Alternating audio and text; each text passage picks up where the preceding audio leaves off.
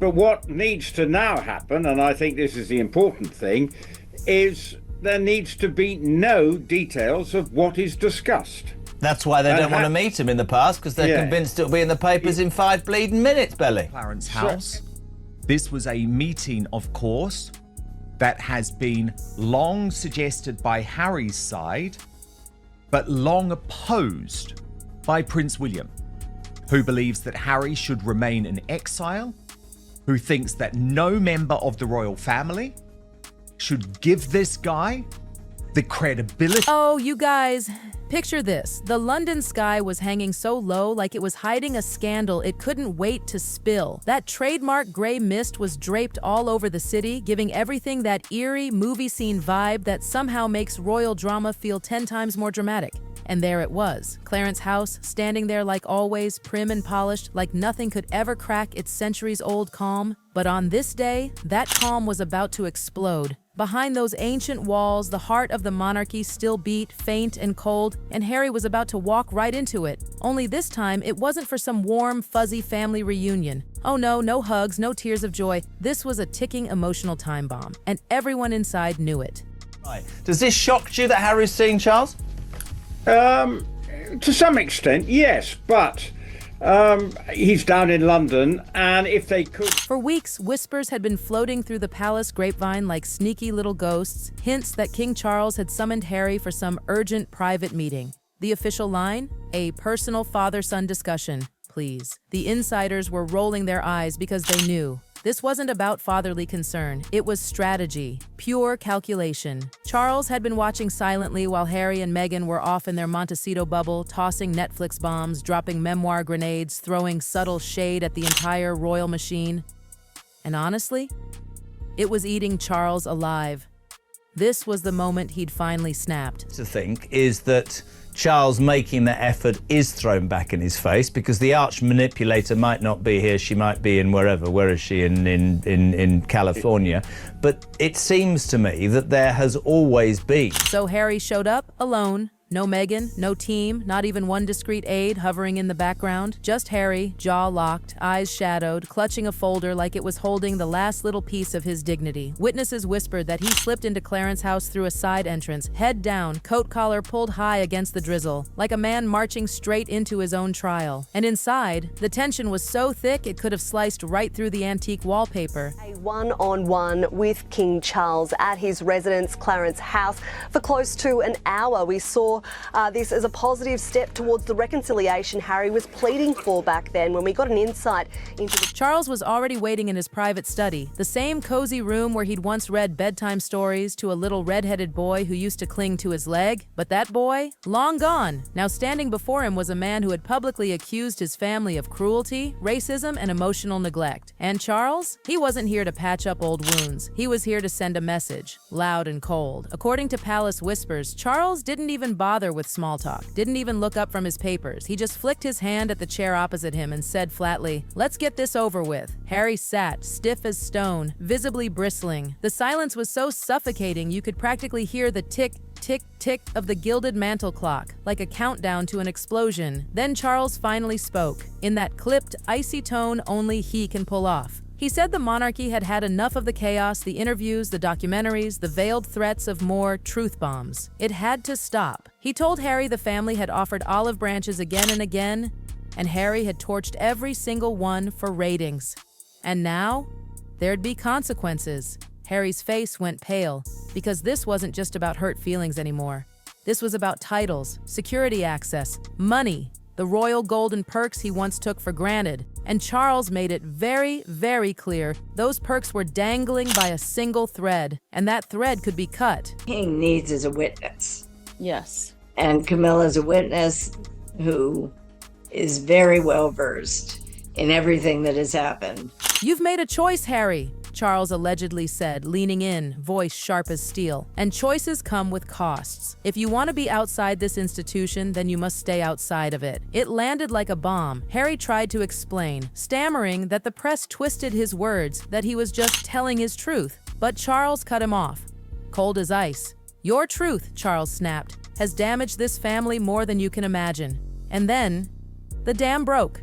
Witnesses outside the study said they heard voices rising, muffled at first, then louder, like a storm crashing through those polished corridors. Harry accused Charles of abandoning him, of refusing to protect Meghan, of sacrificing his own younger son for the firm's image. He said Charles never once defended them while tabloids ripped them to shreds. Charles fired back that Harry had made it impossible to defend him. How could he when Harry kept lobbing grenades from across the Atlantic? It was brutal. Decades of resentment, grief, guilt, and love colliding in one screaming match. Harry reportedly slammed his palm on the desk so hard it rattled the framed photos of Diana. And then, oh, this is the part that sliced Charles to the bone. Harry shouted that Diana would be ashamed of what Charles had become. Everyone swears that was the dagger. Charles went still, face like stone, jaw locked tight. And when he finally spoke again, his voice was low, trembling but ice cold.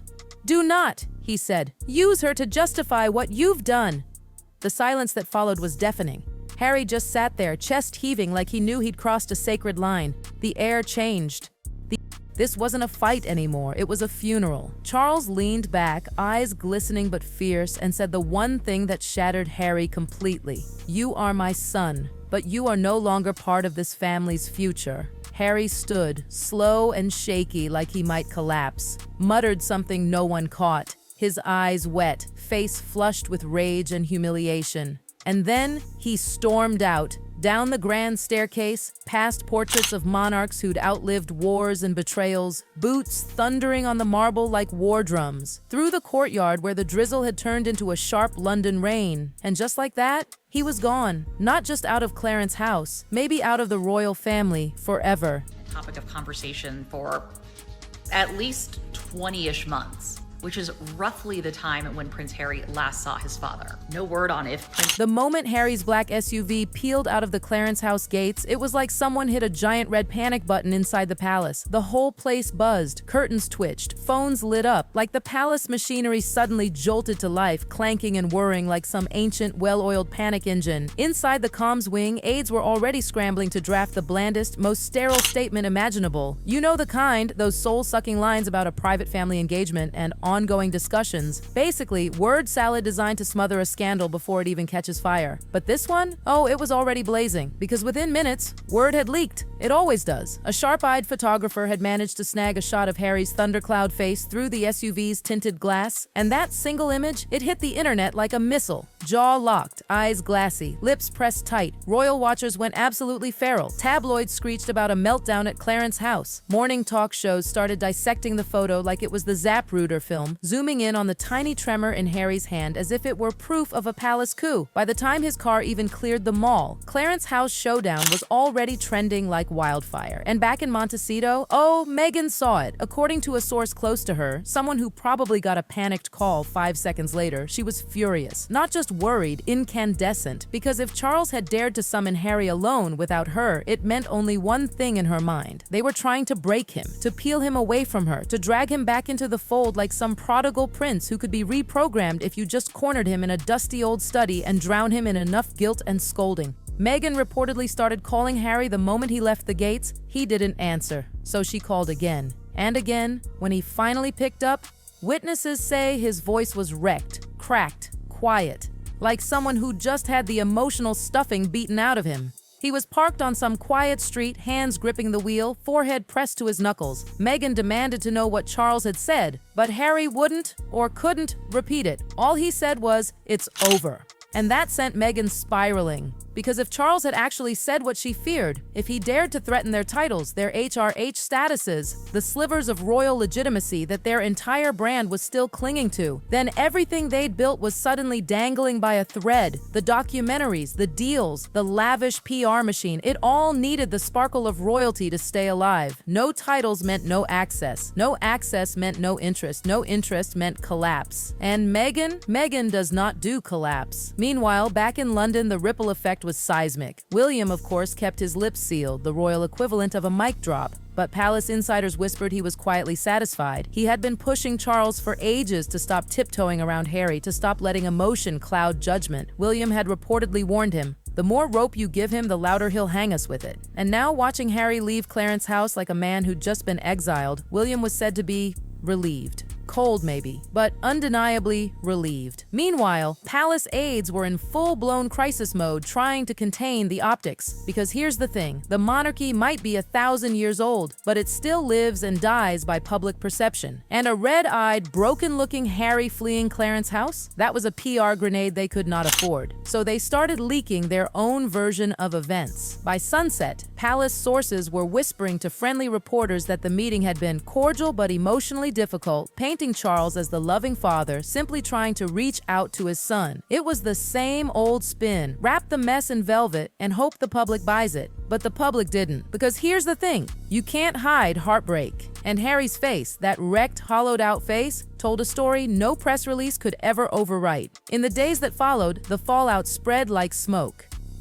Friends of the Sussexes fed counter-narratives to the American press, hinting that Harry had been ambushed and emotionally manipulated. British tabloids doubled down, crowing that Charles had finally drawn a line and that Harry was no longer welcome at the king's table. Even royal biographers, usually so careful, so diplomatic, started openly speculating that this might have been the moment Charles quietly severed the last official ties. One even called it the velvet abdication of Harry. Another bluntly said, "He's been disowned," just without the paperwork. And through all of it, Harry stayed silent. No statements, no interviews, no pap strolls with a PR-friendly coffee cup. Nothing. Just radio silence from Montecito, which only made the world lean in closer. Because silence from Harry is louder than shouting. It means something cracked.